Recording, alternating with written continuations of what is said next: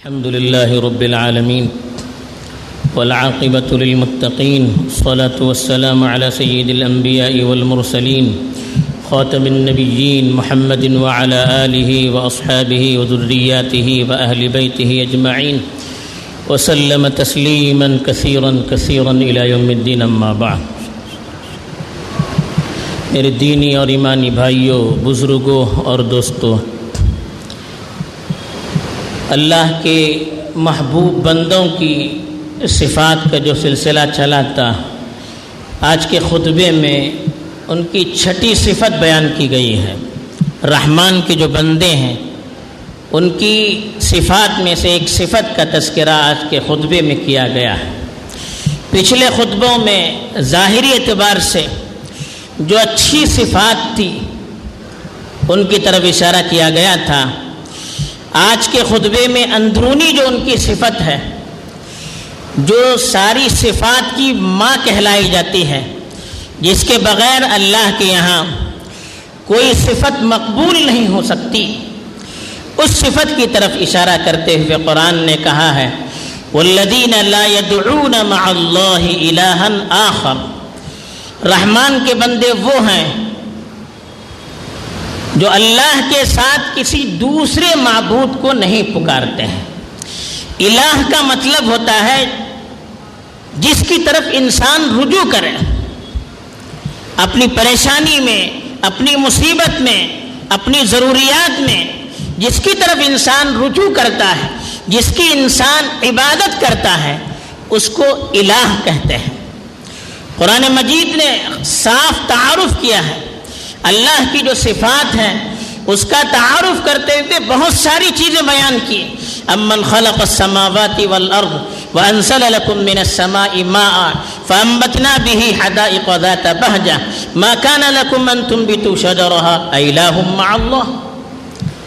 فرمایا کہ جس ذات نے زمین اور آسمان کو پیدا کیا، آسمان سے پانی برسائے، زمین سے درخت اگائے، حالانکہ تمہارے بس میں نہیں تھا کہ ایک پودا بھی اگا سکے. اللہ کے حکم کے بغیر ایک پودا بھی کوئی انسان اگا نہیں سکتا. کہا کہ وہ جو پروردگار ہے، کیا اس کا کوئی شریک ہو سکتا ہے؟ اس کا کوئی ساجی ہو سکتا ہے؟ اس کا کوئی پارٹنر ہو سکتا ہے؟ پھر کہا من جعل الارض قرارا وجعل خلالها انہارا وجعل لها رواسي وجعل بين البحرين حاجزا أإله مع الله. اللہ پوچھتے ہیں کہ جس نے زمین کو تمہارے لیے قرار کی جگہ بنائی، راحت کی جگہ بنائی، اور پھر زمین میں جگہ جگہ اللہ نے نہریں جاری کر دی ہیں. ہر جگہ دیکھیے نہریں ملتی ہیں، اور جگہ جگہ پہاڑ کو اللہ نے کھڑا کیا، اور پھر دو سمندروں کے درمیان اللہ نے دیوار کھڑی کر دی. آپ دیکھتے ہیں ایک جگہ سفید پانی ہوتا ہے، ایک جگہ ہرا پانی، دونوں مل نہیں سکتے، درمیان میں ایک دیوار کھڑی ہوتی ہے. اللہ نے کہا جس پروردگار نے اتنی ساری نعمتوں کو تمہارے سامنے پیش کی، اتنی بڑی بڑی چیزیں پیدا کی، کیا اس کا کوئی شریک ہو سکتا ہے؟ اس کا کوئی پارٹنر ہو سکتا ہے؟ اَمَّن يُجِيبُ الْمُضْطَرَّ إِذَا دَعَاهُ وَيَكْشِفُ السُّوءَ وَيَجْعَلُكُمْ خُلَفَاءَ الْأَرْضِ أَإِلَٰهٌ مَّعَ اللَّهِ. اللہ پوچھتے ہیں جو پریشان حالوں کی پریشانی کو دور کرتے ہیں، ان کی مصیبتوں کو ٹالتے ہیں، اور تمہیں زمین پر اپنا جانشین بناتے ہیں، کیا ان کا کوئی شریک ہو سکتا ہے؟ اَمَّن يَهْدِيكُمْ فِي ظُلُمَاتِ الْبَرِّ وَالْبَحْرِ وَمَن يُرْسِلُ الرِّيَاحَ بُشْرًا بَيْنَ يَدَيْ رَحْمَتِهِ أَإِلَٰهٌ مَّعَ اللَّهِ. جو رات کی تاریکی میں تمہیں زمینی اور سمندر کے سمندر میں راستہ دکھاتے ہیں، رات کی تاریکی میں جو زمین کا راستہ اور سمندر کا راستہ تمہیں دکھاتے ہیں، اور بارش کے آنے سے پہلے ٹھنڈی ٹھنڈی ہوا بادلوں کے ساتھ چلاتے ہیں، کیا اس کا کوئی شریک ہو سکتا ہے؟ یعنی یہ کام کوئی دوسرا کر سکتا ہے؟ أَمَّن يَبْدَأُ الْخَلْقَ ثُمَّ يُعِيدُهُ وَمَن يَرْزُقُكُم مِّنَ السَّمَاءِ وَالْأَرْضِ أَإِلَٰهٌ مَّعَ اللَّهِ. کہا جو شخص پہلے تمہیں پیدا کر کے دوبارہ موت دے کر پھر پیدا کر سکتا ہے، اور آسمان سے تمہارے لیے رزق نازل کر سکتا ہے، کیا کوئی اس کا برابر ہو سکتا ہے؟ یہ کام کوئی دوسرا کر سکتا ہے؟ اللہ نے خود اپنا تعارف کروایا کہ معبود بننے کی ذات تو وہ ہے جس کے اندر یہ صفات ہیں، جو آسمان کو پیدا کرے، زمین کو پیدا کرے، بارش کو نازل کرے، پہاڑوں کو پیدا کرے، نہروں کو جاری کرے، ہماری مرادیں پوری کرے، ہماری پریشانیوں کو دور کرے، ہماری مصیبتوں کو دور کرے۔ وہ ذات معبود بننے کے لائق ہے، کیا اس کا کوئی شریک ہو سکتا ہے؟ دنیا میں کوئی ایسی ذات ہے جس کے اندر یہ صفات موجود ہیں؟ یہ اللہ تعالیٰ پوچھتے ہیں اپنا تعارف کرواتے ہوئے۔ جب کسی کے اندر یہ صفت نہیں ہے تو پھر اس کو چھوڑ کر دوسرے کی طرف رجوع کرنا یا اس کے ساتھ دوسرے کو شریک کرنا، یہ کہاں کی عقل مندی ہے؟ اور یہ بھی دیکھیے کہ الہ کا جو لفظ ہے، خود اس کے اندر اتنی محبت، اتنا پیار، اور اللہ کا خود تعارف موجود ہے۔ اللہ کے معنی آتے ہیں بے چینی اور بے قرار ہونا۔ کسی کی محبت میں آدمی بے چین اور بے قرار ہوتا ہے، والہ کا معنی بھی بے چین ہونا۔ اللہ کی ذات ہی ایسی ہے کہ انسان اس کی محبت میں بے چین ہو جائے، ہر چیز میں ہر وقت اللہ ہے، یہ اللہ سوار رہے، ہر چیز میں اللہ کی قدرت نظر آئے، ہر مسئلے میں توجہ اللہ کی طرف جائے۔ یہ خود لفظ معنی بتاتا ہے۔ اللہ کے رسول کی زندگی کا مطالعہ کیجئے، جوتے کا تسمہ ٹوٹ رہا ہے، اللہ کی طرف متوجہ ہو رہا ہے۔ کیا ہے یہ؟ یہی اللہ کی محبت رگوں پے میں بھری ہوئی ہے، ہر چیز میں اللہ کی محبت بھری ہوئی ہے، ہر وقت اللہ کا تصور، ہر وقت اللہ کی محبت میں بے چین۔ جہاں کوئی مسئلہ پیش آیا، جہاں کوئی ضرورت پیش آئی، جہاں کوئی مصیبت پیش آئی، اللہ کی طرف متوجہ ہو جائے۔ تو یہ اللہ نے خود لفظ کے اندر بتایا کہ اللہ کی ذات تو محبت کرنے والی ہے، اللہ کی ذات تو ہر وقت اس کی طرف دوڑنے والی ہے۔ جیسے بچے کو، چھوٹا بچہ ہے، کچھ بھی ضرورت پیش آئے ہر وقت ماں کی طرف دوڑتا ہے، ایسے انسان کو اپنی ہر ضرورت میں اللہ کی طرف متوجہ ہونا چاہیے۔ الہ کا لفظ ہمیں یہی بتاتا ہے، اس کے لیے کسی سہارے کی ضرورت نہیں ہے، کسی واسطے کی ضرورت نہیں ہے، یا کچھ ایڈوانس میں دینے کی ضرورت نہیں ہے، کچھ خرچہ کرنے کی ضرورت نہیں ہے، کسی چیز کی ضرورت نہیں ہے۔ ہر وقت اللہ موجود ہے، ہر وقت اللہ کے یہاں ہماری مراد پوری کی جا سکتی ہے۔ صاف اللہ نے کہا وَإِذَا سَأَلَكَ عِبَادِي عَنِّي فَإِنِّي قَرِيبٌ، جب میرے بندے میرے متعلق تم سے پوچھے تو بتائیے میں تو تم سے بہت قریب ہوں۔ اجیب دعوت الداعی اذا دعان، جب کوئی مجھے پکارتا ہے میں اس کی پکار کا جواب دیتا ہوں، اس کو سنتا ہوں، اس کو پورا کرتا ہوں۔ یہ اللہ تعالیٰ خود اپنا تعارف کرواتے ہیں کہ میں ہر وقت تمہارے قریب رہتا ہوں، ہر امنگیں پوری کرتا ہوں، ہر چیز دنیا کی میں نے تمہارے لیے مہیا کی ہے، تو پھر مجھے چھوڑ کر دوسرے کی طرف تم کیسے جا سکتے ہو؟ یہ رحمان کے بندوں کی صفت بیان کی کہ ہر معاملے میں ان کی توجہ اللہ کی طرف متوجہ ہو جائے۔ تو یہ اللہ کی اتنی بڑی صفت ہے۔ اسی لیے اللہ کو سب سے زیادہ ناپسند جو ہے اپنے ساتھ کسی کو شریک کرنا۔ شریک اور پارٹنر کی ضرورت کس کو ہوتی ہے؟ جو خود کمزور ہے، اپنا بزنس خود اٹھا نہیں سکتا، فائنینشلی اس کو ضرورت ہوتی ہے، کسی کو پارٹنر بناتا ہے۔ اپنا بزنس اتنا بڑا ہو جائے خود چلا نہیں سکتا، اپنے ساتھ پارٹنر رکھتا ہے۔ تو یہ پارٹنر رکھنا، کسی کو اپنے ساتھ شریک کرنا، ایک کمزوری کی علامت ہے۔ جو کام خود پورا نہیں کر سکتا ہے اس کے لیے دوسرے کی ضرورت ہوتی ہے۔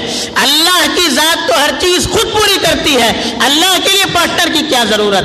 اللہ کی طرف کسی شریک کی، کسی پارٹنر کی نسبت کرنا یہ اللہ کی توہین ہے، اللہ کی توہین ہے۔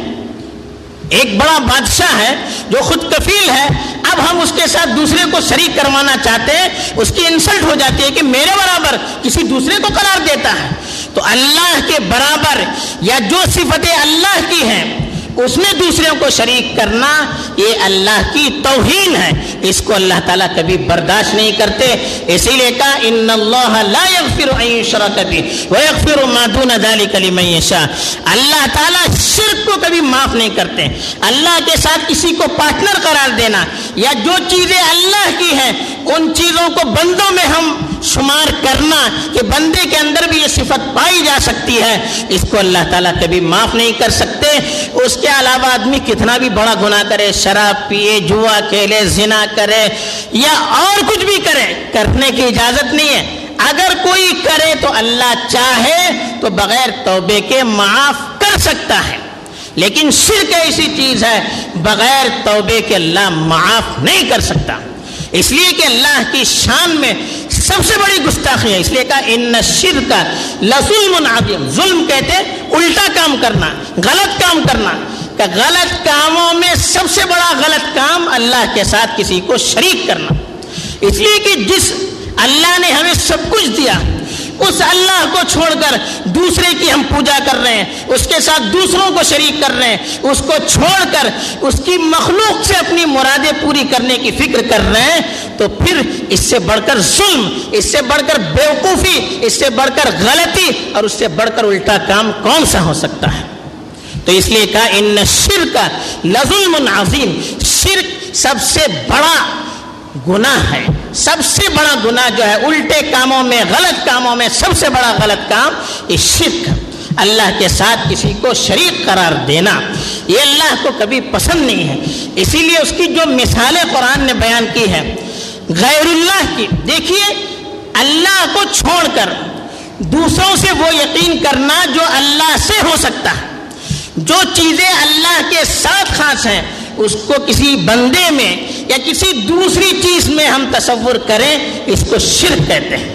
اللہ نے مثلا ہمیں پیدا کیا، دنیا کا نظام اللہ چلاتا ہے، ہم یہ سوچیں کہ دوسرا بھی اس میں شریک ہے، یہ شرک کہلاتا ہے۔ اب شرک جیسے اللہ کی توہین ہے، انسانیت کی بھی توہین ہے۔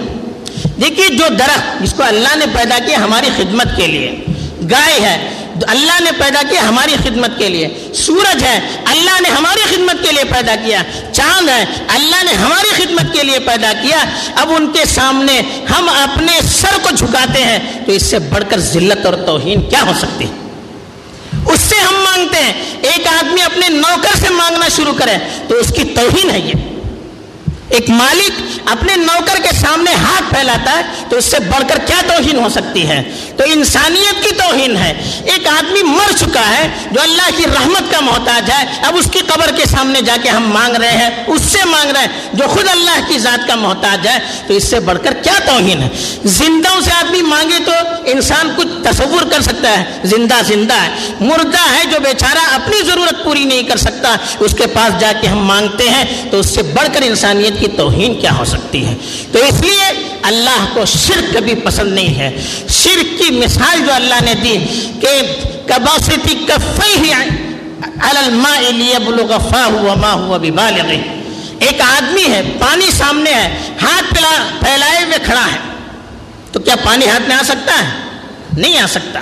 ہاتھ پھیلایا ہے پانی کے سامنے، اٹھا کر لے کر پیتا نہیں، ہاتھ پھیلائے رکھتا ہے، تو کبھی پانی کا ایک قطرہ بھی اس کے منہ میں نہیں جا سکتا۔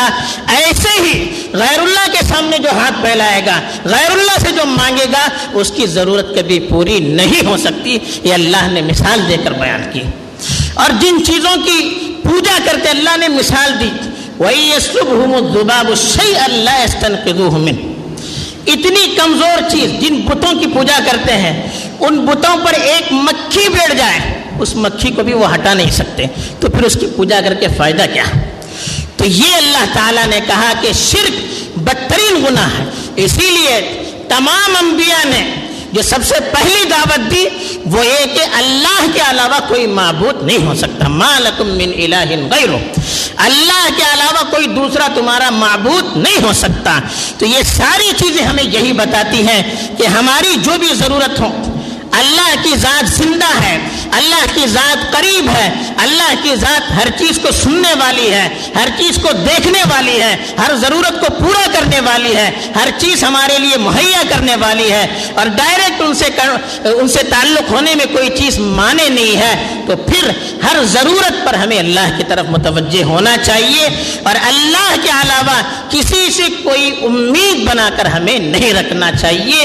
یہ اللہ کے نیک بندوں کی صفت ہے جس کو اس آیت کے اندر بیان کیا گیا کہ والذین لا يدعون مع اللہ الہا آخر، کہ رحمان کے بندے تو وہ ہیں جو اللہ کے ساتھ، اپنے پروردگار کے ساتھ کسی دوسرے کو شریک نہیں کر سکتے، کسی دوسرے سے مانگتے نہیں ہیں۔ تو یہ آج کے خطبے کا خلاصہ ہے کہ ہم اپنی ساری ضروریات کو اللہ کے سامنے رکھیں، اللہ سے اپنے تعلق کو مضبوط بنائیں، ہر چیز میں اللہ کی طرف متوجہ ہو جائیں، تو دیکھیے دل کو بھی سکون ملے گا، اللہ سے تعلق بھی مضبوط ہوگا، یقین اور اعتماد اور توکل میں اضافہ بھی ہوگا، اور اللہ تعالیٰ ضروریات بھی ہماری پوری کریں گے، اور سب سے بڑھ کر اللہ تعالیٰ کے علاوہ ہمارے دل میں نہ کسی سے امید ہوگی نہ کسی کا ڈر ہوگا، جس کی آج ضرورت ہے۔ اللہ تعالیٰ یہ صفت ہمارے اندر جاگزی فرمائے اور ہم سب کو اپنی جانب متوجہ ہو کر اپنی ذات سے ضرورت پورا کرنے والا بنائے، آمین۔ وآخر دعوانا الحمد للہ رب العالمین۔